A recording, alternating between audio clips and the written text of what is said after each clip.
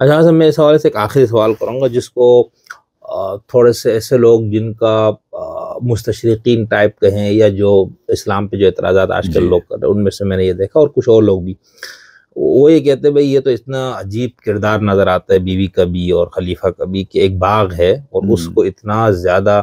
انہوں نے مسئلہ بنایا، صحیح تو اس ہے، میں کہتے ہیں کہ اس سے تو ایسا لگ رہا ہے کہ نعوذ باللہ سیدہ جو ہے وہ ایک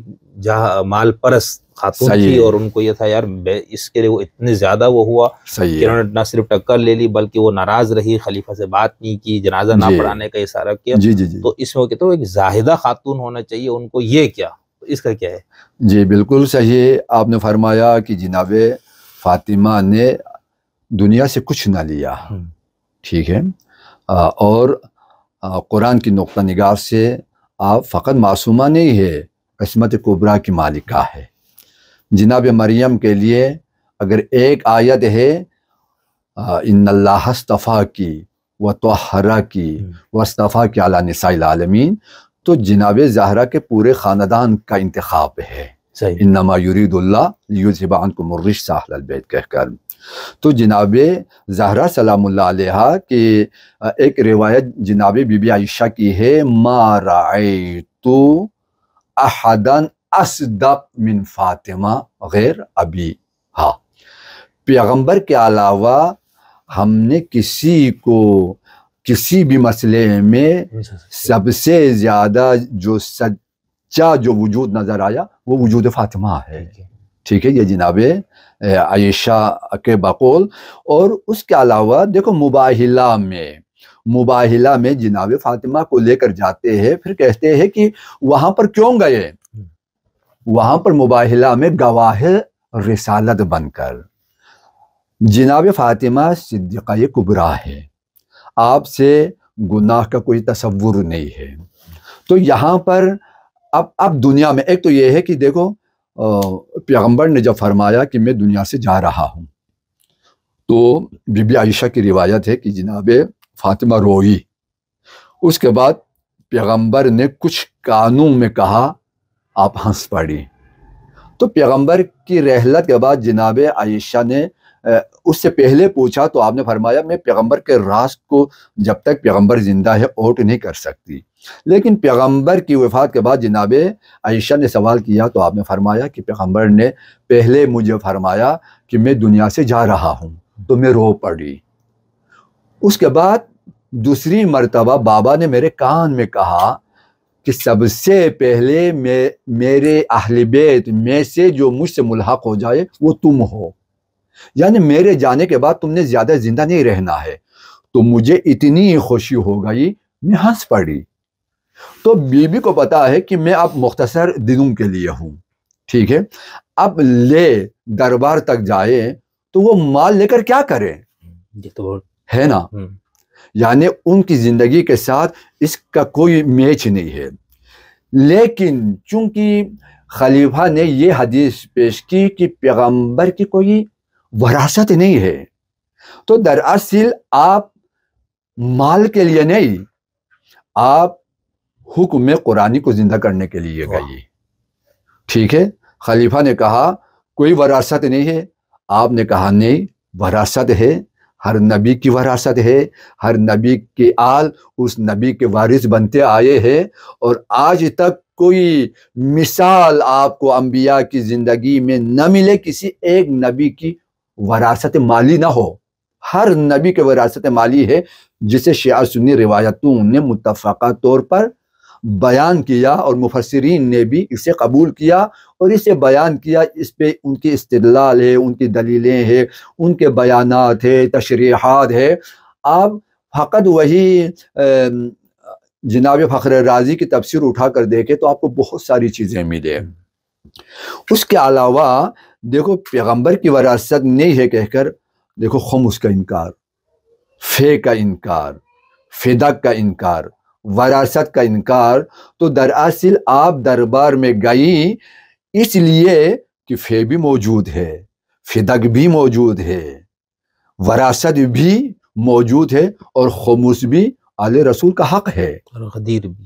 اور غدیر بھی یہ علی کا حق ہے۔ تو ان 5 کو ثابت کرنے کے لیے جو 5 قرآنی حکم ہے ان کو ثابت کرنے کے لیے آپ دربار میں گئی تو دربار میں اپنے لیے نہیں، قرآن کو بچانے کے لیے، امت کو بچانے کے لیے،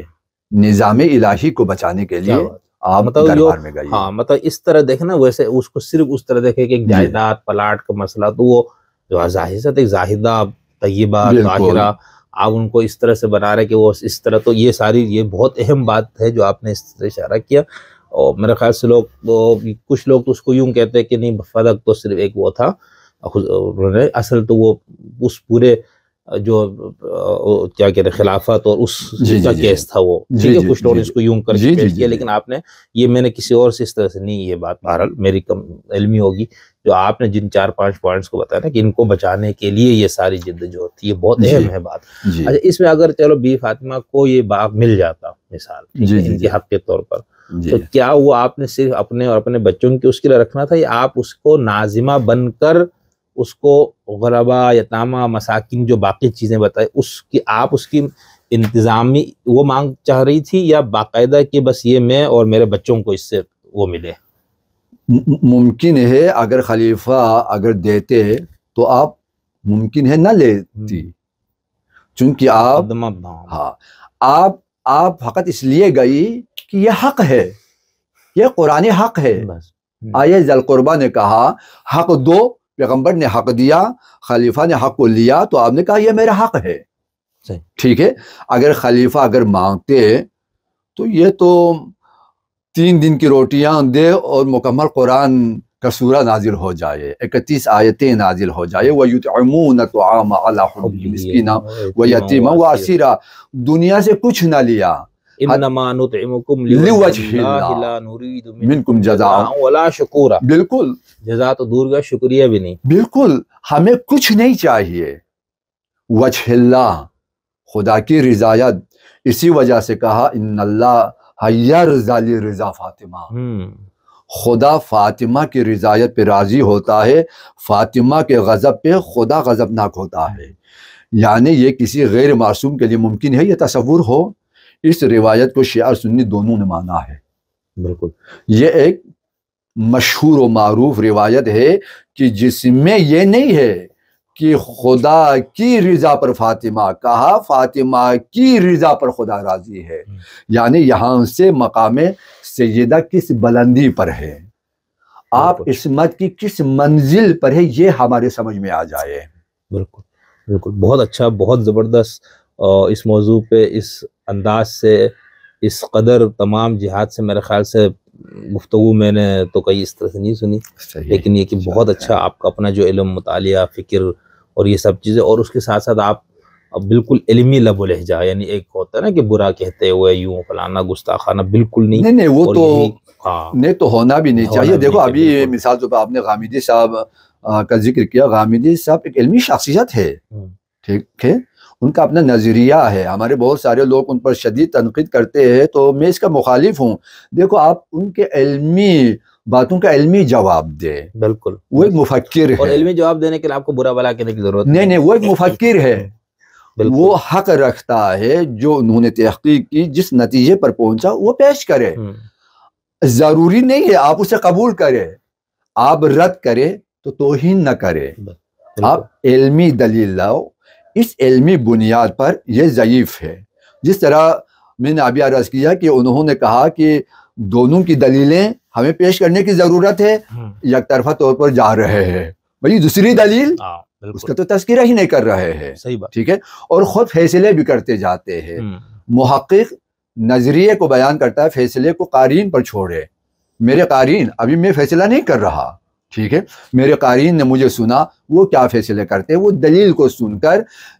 میرے لباس کو دیکھ کر فیصلے نہ کرے۔ پھر بھی اگر آپ لباس کو دیکھ کر فیصلے کریں گے تو ظالمین میں قرار پائیں گے، آپ میری دلیل کی بنیاد پر فیصلے کریں۔ بالکل، جی، غامدی صاحب تو چونکہ ان کا جو مقام ہے نا وہ میں دو لوگوں کو بولتا ہوں تو ان کے لوگ بھی تھوڑا ناراض، میں نے کہا وہ مجتہد مطلق کی ہے اپنے حیثیت، ان کے اپنے ماننے والوں میں، جی جی تو جی ان کو تو دو ٹوک کر کے بتانا بنتا ہے کہ یہ صحیح ہے یہ غلط ہے، صحیح ہے. لیکن میرے جیسے طالب علم کو میرا خیال سے میں تو یہ کرتا نہیں ہوں، ہم تو اس مقام سے بہت دور ہے، لیکن میں کہتا ہوں یہ آ رہا ہے، یہ ان کے دلائل ہے، بس اب آپ فیصلہ کر لو. ٹھیک ہے، تو بالکل شاید غامدی صاحب کی وہ مجبوری ہے کہ وہ چونکہ ان کے بہت سے لوگ ان کے مطلب مقلدین کہے یا ان کے بتائے ہوئے دینی فہم کو وہ صحیح سمجھتے ہوئے اس کو راہ وہ بناتے ہیں، تو شاید اس وجہ سے غامدی صاحب جو ہے نا دو ٹوک کر کے اپنا نقطۂ نظر بیان کرتے ہیں، اور وہ ہر معاملے میں کرتے ہیں. دیکھو غامدی صاحب ایک جو ہے مفکر ہے اور ایک علمی شخصیت ہے، اور بہت سارے ان کے جو علمی کوششیں ہیں وہ قابل تقدیر ہے، لیکن بعض ان کے نظریات ہے ہمیں اس سے اختلاف ہے. جس رابی فدا میں نے کھل کر بیان کیا کہ ان کا نقطہ نظر انتہائی کمزور ہے، ان کی دلیلیں کمزور ہے، ان کو چاہیے کہ دوبارہ رجوع کریں اور ان ادلے کی روشنی میں وہ دوبارہ تحقیق کر لے. بالکل ٹھیک ہے، تو انشاءاللہ ان کا نظریہ بدل جائے انشاءاللہ. ٹھیک. اچھا، میں آخری ایک سوال جو غیر اس سے متعلقہ نہیں، جی لیکن چونکہ گفتگو میں ہے کہ جب ہم نہج البلاغہ کی شرح ابن ابی الحدید کی بات کرتے ہیں، وہ معتزلی ہے، یعنی